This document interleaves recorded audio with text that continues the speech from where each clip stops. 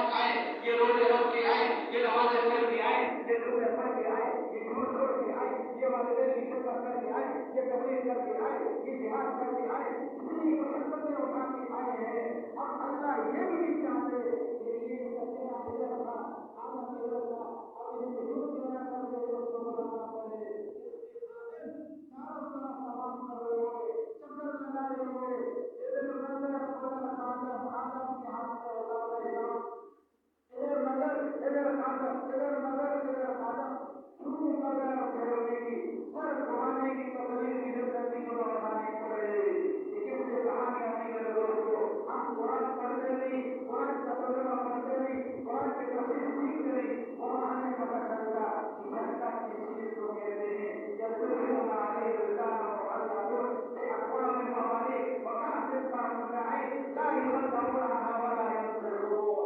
السلام ایسی ہے، پیتے جاؤ پیتے جاؤ پیتے جاؤ، نہ سر رکھنا ہوگا، نہ عمل خراب ہوگی، نہ بکواس کرے گا، نہ گالیاں دے گا.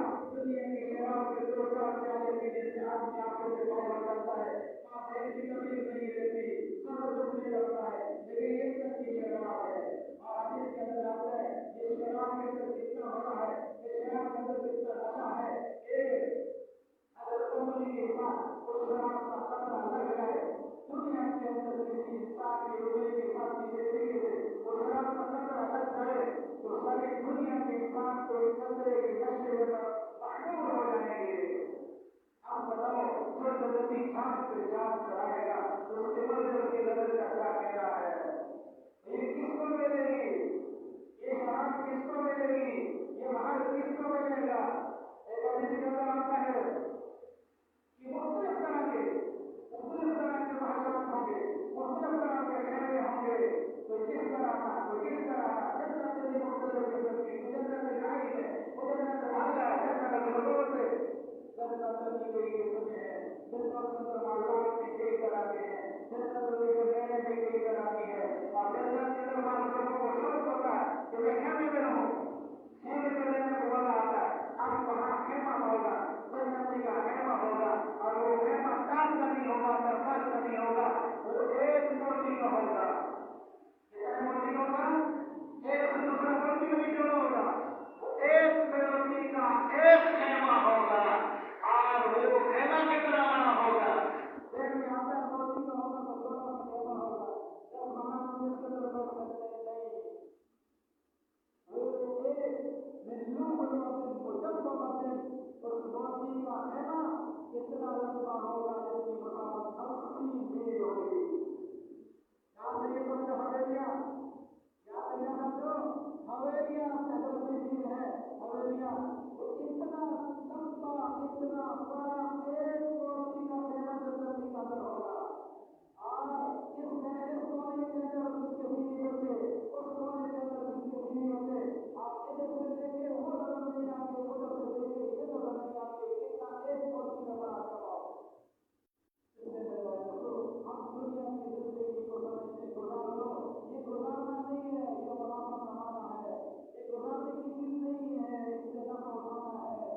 پر کوئی آپ کی وجہ سے نہیں لاتا یا پانی ٹھنڈا کرتا ہے شربت بناتا ہے. ایسے ہی دنیا کی زندگی یہ دن اور رات، یہ 24 گھنٹے، یہ محنت اور محنت، یہ بہت قیمتی ہے. یا آپ کی جنت بڑھ رہی ہے یا آپ کی جہنم بڑھ رہی ہے، یا جنت بڑی ہو رہی یا جہنم بڑی ہو رہی، یہ نہیں کہ جو کھڑے ہیں بس یہ میں گزرا نماز کے بغیر روز کی نماز رہ گئی، جمعے کی نماز رہ گئی، تو یا تو جنت کی زندگی بن کے پڑھ لو یا اللہ کے جہنمی بن گئے. جب وہ جھوٹ بولنے کا موقع آیا سچ بول کے جنتی بن گئے، صدیقین کے ساتھ کھانا ہوگا اور جھوٹ بول کے جہنمی بن گئے. اور قرآن پڑھنے کا موقع آیا، قرآن نے نہیں کیا، یہ جنتی بن گیا. یہ ان صحابہ کے سچا لگا جو ایک رفتار تھے اور اس نے قرآن کر لیا، یہ جہنمی بن گیا. اللہ کی نہیں مانی، اللہ کی نہیں مانی تو یہ نہ ماننے والوں کے ساتھ جہنم کا باشندہ بن گیا.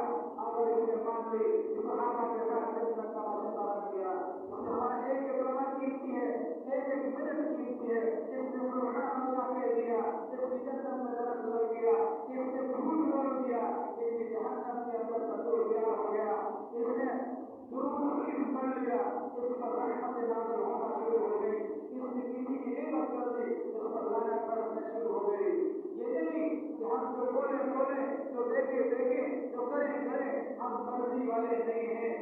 بندے ہیں، بندہ مرضی نہیں کرتا، بندہ رب کی مرضی پر چلتا ہے، اپنی مرضی پر نہیں چلتا۔ اب ہم رب کی مرضی پہ چلنے والے بن جائیں۔ ہر مسلمان چاہتا ہے کہ میں رب کی مرضی پہ چلنے والا بن جاؤں۔ کوئی انسان ایسا نہیں ہے کہ جو یہ چاہتا ہو کہ میرا نقصان ہو، کوئی یہ چاہتا ہو کہ مجھے آگے تجربے میں جانا پڑے۔ تو جو لوگ مسلمان نہیں ہیں ان کے پاس ہدایت کا نور نہیں ہے، ان کو ہدایت نہیں ملی، اس لیے وہ پکے سرٹیفائڈ جہنمی ہیں۔ اور جو مسلمان ہیں یہ جنتی جنت کا ٹکٹ ان کے بعد ضرور آ گیا ہے، لیکن اب ان کے لیے یہ ہے کہ کون سی بس جنت میں جانا ہے، وہ بس جہنم کے پل سے گزر کے جائے گی، یا وہ بس سیدھی سیدھی ہے وہ جنت کی طرف جائے گی۔ اگر یہ مسلمان گناہوں والا راستہ اختیار کیا ہوا ہے تو یہ پھر جہنم سے ہو کے جنت کو جائے گا، اور اگر اس نے گناہوں پر توبہ کر لی ہے، گناہوں کا راستہ چھوڑ دیا ہے تو سیدھا جنت کی طرف جائے گا۔ اب یہ کیسے ہوگا کہ وہ جس کو ہدایت کا نور ہی نہیں ملا اس کو ہدایت مل جائے، جس کو ہدایت کا نور ملا ہے وہ ہدایت والے راستے پہ چلنے والا بن جائے۔ اس لیے ضروری ہے وہ کام جو سارے نبیوں نے کیا، نبیوں کے سردار حضور صلی اللہ علیہ وسلم نے کیا ہے۔ حضور صلی اللہ علیہ وسلم نے کیا کیا یہ سب کو پتا ہے کہ آپ نے کیا کیا۔ آپ نے دن کو بھی تبلیغ کی، آپ نے رات کو بھی تبلیغ کی، آپ نے سردیوں میں بھی تبلیغ کی، آپ نے گرمیوں میں بھی تبلیغ کی، ہر حال میں تبلیغ کا کام اللہ کے نبی نے کیا ہے۔ اس لیے حضور صلی اللہ علیہ وسلم کے ہم امتی ہیں، ہم حضور کے کلمہ پڑھنے والے ہیں۔ اللہ نے فرمایا ہے قل هذه سبيلي ادعو الى الله على بصيرة انا ومن اتبعني، انا ومن اتبعني۔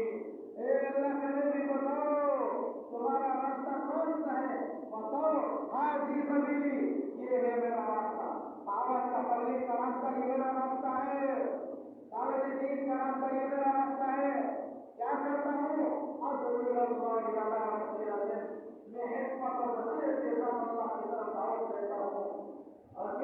اور آپ کا راستہ ہے تو آپ لوگوں کے لیے راستہ کون سا ہے؟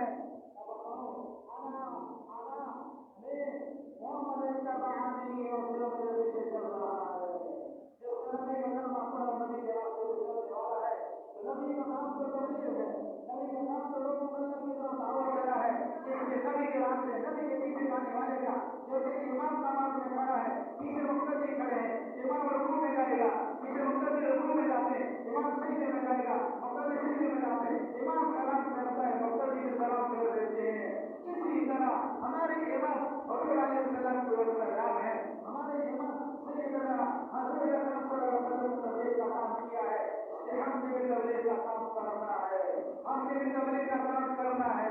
تبلیغ کا کام ہم اپنا کام بنا لیں، تبلیغ کے کام کو اپنی ذمہ داری سمجھ لیں، دین کے پھیلانے کو اپنا حق بنا لیں۔ جیسے اپنے گھر کے ضرورتوں کو پورا کرنے کا ہمیں حق ہوتا ہے، ایسے دین کی ضرورت کو پورا کرنے کا حق ہمیں ہو۔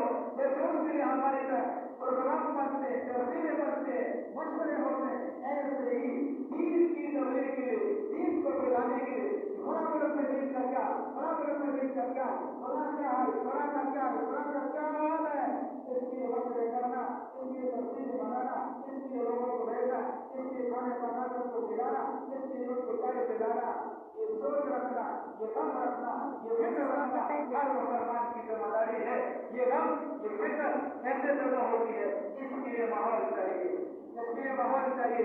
جیسے بھی آپ نے تھوڑی دیر بات سنی میں آتا ہے واقعی یاد ہے ہمارا یہ کام ہے، ہمیں نبی صلی اللہ علیہ وسلم کا کام کرنا چاہیے۔